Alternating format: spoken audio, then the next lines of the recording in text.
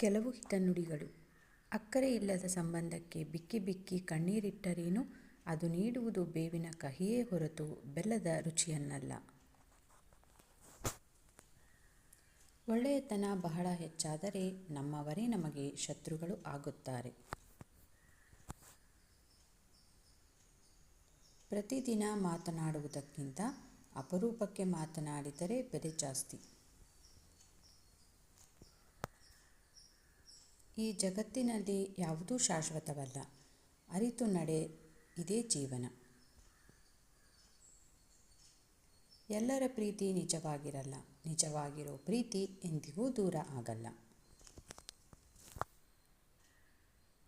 ಕಾಣಬಾರದು ಎಂದು ಕಣ್ಣು ಮುಚ್ಚಿ ಕುಳಿತುಕೊಳ್ಳಬಹುದು. ಆದರೆ ನೆನಪಾಗಬಾರದೆಂದು ಮನಸ್ಸು ಮುಚ್ಚಿಕೊಳ್ಳಲು ಸಾಧ್ಯವಿಲ್ಲ. ಗೊಂಬೆ ಆಡಿಸೋನು ಮೇಲೆ ಒಬ್ಬ ಇದ್ರೆ, ಕಡ್ಡಿ ಆಡಿಸೋರು ನಮ್ಮ ಸುತ್ತಮುತ್ತ 108 ಜನ ಇರ್ತಾರೆ. ದಿನವಿಡೀ ಕೆಲಸ ಮಾಡುವುದು ಮತ್ತು ರಾತ್ರಿ ಉಳಿದಿರುವ ಜೀವನದ ಬಗ್ಗೆ ಯೋಚಿಸೋದು, ಇಷ್ಟೇ ಜೀವನ. ಎಲ್ಲಿ ನಿಯತ್ತಾಗಿ ಇರ್ತೀವೋ ಅಲ್ಲೇ ತುಂಬ ನೋವು ಸಿಗೋದು.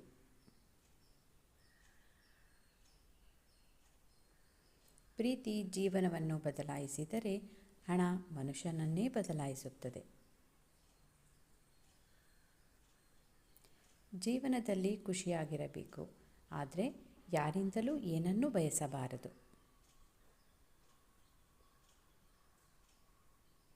ಪ್ರೀತಿ ಒಂದು ಪುಟ್ಟ ಕಿಡಿ, ಅದರಿಂದಲೇ ಜಗತ್ತು ಉಳಿದಿದೆ. ಯಾರನ್ನೂ ನಂಬಬೇಡಿ, ಸ್ವತಃ ಶಕ್ತಿಯಾಗಿ ಬದುಕಿ. ಕಲಿಯುಗದಲ್ಲಿ ಸತ್ಯ ಹುಡುಕಬೇಡಿ, ಸಹನೆಯನ್ನೇ ಆಯುಧವನ್ನಾಗಿಟ್ಟುಕೊಳ್ಳಿ. ಜಗತ್ತೇ ನಿನ್ನ ಕನಸು, ನೀನು ಜಗತ್ತಿನ ಕನಸು. ನೀನು ನೀನಾಗಿರಬೇಕು, ಬೇರೆಯವರ ನಕಲು ಅಲ್ಲವೇ ಅಲ್ಲ.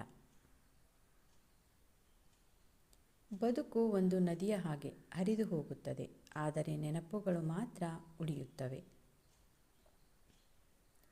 ಸಂತೋಷವೇ ನಿಜವಾದ ಸಂಪತ್ತು ಹೇಳಬೇಕೆಂದರೆ. ಜೀವನ ಪ್ರೀತಿ ಮೇಲೆ ನಿಲ್ಲಬೇಕೇ ಹೊರತು ಅನಿವಾರ್ಯ ಅವಶ್ಯಕತೆ ಮತ್ತು ನಿರೀಕ್ಷೆಗಳ ಮೇಲಲ್ಲ. ಹೆದರಿ ಬದುಕಬೇಕಾಗಿರುವುದು ನಮ್ಮನ್ನು ಸೃಷ್ಟಿಸಿದ ಭಗವಂತನಿಗೆ ಹೊರತು ಕಣ್ಣಿಗೆ ಕಾಣದ ಬೆನ್ನ ಹಿಂದೆ ಮಾತನಾಡುವ ಜನರಿಗಲ್ಲ.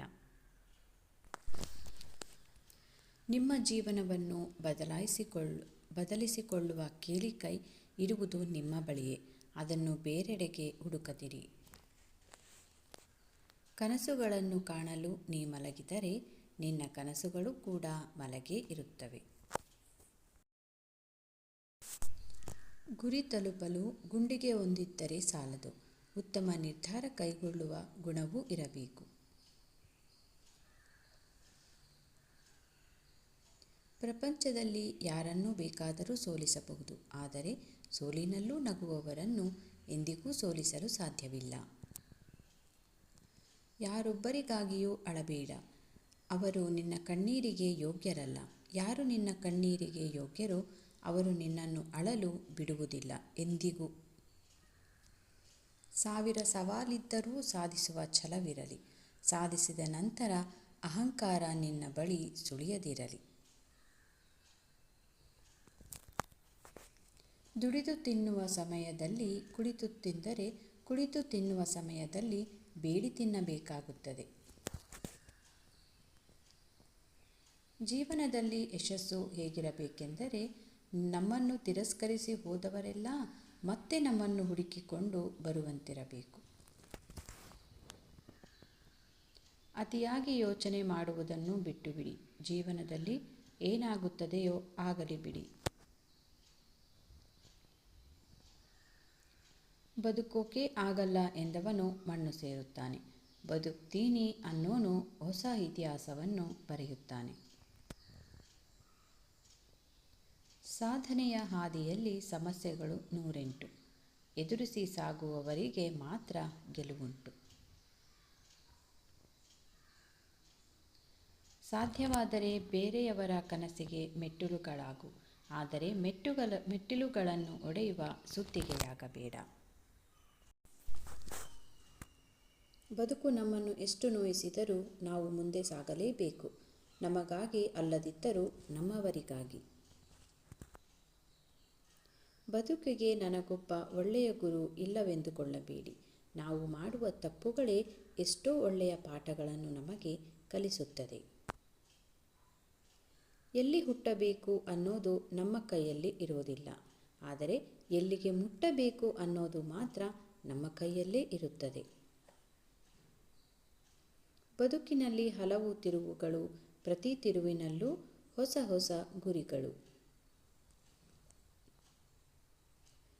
ನಿಮ್ಮ ಬದಲಾವಣೆ ಹೇಗಿರಬೇಕೆಂದರೆ, ಒಮ್ಮೆ ನಿಮ್ಮನ್ನು ನೋಯಿಸಿದವರು ಕೂಡ ನಿಮ್ಮನ್ನು ಕಂಡೊಡನೆ ತಲೆ ತಗ್ಗಿಸಿ ನಡೆಯುವಂತಿರಬೇಕು.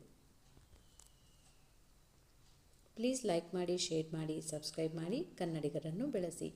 ಧನ್ಯವಾದಗಳು ಫ್ರೆಂಡ್ಸ್.